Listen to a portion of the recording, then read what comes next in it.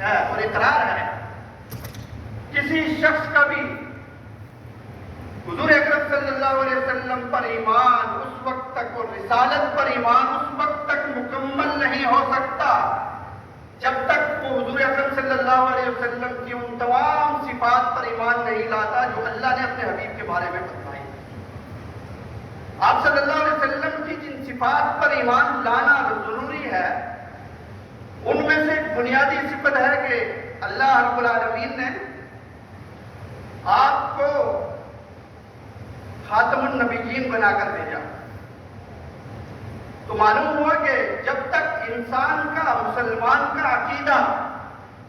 ختم نبوت پر پختہ نہ ہو اور آپ صلی اللہ علیہ وسلم کی ختم نبوت کا اقرار نہ کرتا ہو اس کو تسلیم نہ کرتا ہو اس وقت تک آدمی کا ایمان مکمل نہیں ہو سکتا۔ محترم سامعین،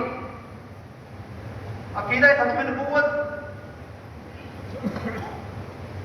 دین اسلام کا اتنا اہم اور بنیادی عقیدہ ہے